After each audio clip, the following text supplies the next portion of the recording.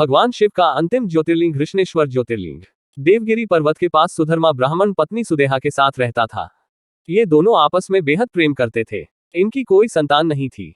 ज्योतिष गणना से यह पता चला था कि सुदेहा गर्भवती नहीं हो सकती है, लेकिन फिर भी वो संतान चाहती थी। तब सुदेहा ने अपने पति यानी सुधर्मा से कहा कि वो उसकी छोटी बहन से दूसरा विवाह कर ले।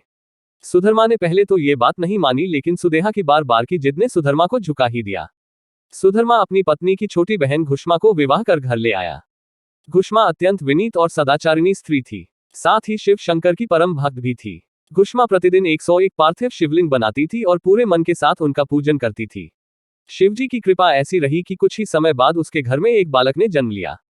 दोनों बहनों की खुशी का ठिकाना न रहा। दोनों बेहद प्यार से रह रही थीं, लेकिन पता नहीं कैसे सुदेहा के मन में एक गलत विचार घर कर गया। उसने सोचा कि इस घर में सब तो घुष्मा का ही है, मेरा कुछ भी नहीं।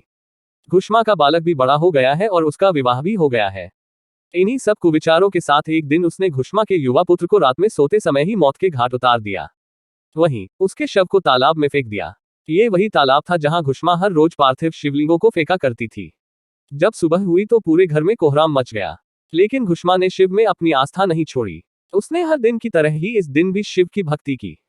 पूजा समाप्त होने के बाद जब वो पार्थिव शिवलिंगों को फेंकने तालाब पर गई तो उसका बेटा तालाब के अंदर से निकलकर आता हुआ दिखाई पड़ा। बाहर आकर वो हमेशा की तरह घुष्मा के चरणों पर गिर पड़ा। ऐसा लग रहा था कि वो कहीं से घूमकर आ रहा हो। तभी शिव जी प्रकट हुए। उन्होंने घुष्मा से वर मांगने को कहा, लेकिन शिव जी सुदेहा की इस करतूत से बेहद क्रोधित थे और वो अपने त्रिशूल से सुदेहा का गला काटने के लिए उद्यत थे। लेकिन घुष्मा ने शिव जी से हाथ जोड़कर विनती की कि वो उसकी बहन को क्षमा कर दें।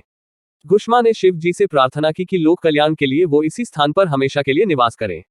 शिव जी ने घुष्मा की दोनों बातें मान ली और ज्योतिर्लिंग के रूप में प्रकट होकर वहीं निवास करने लगे। शिव भक्त घुष्मा के आराध्य होने के कारण ही इनका नाम घुष्मेश्वर महादेव पड़ा।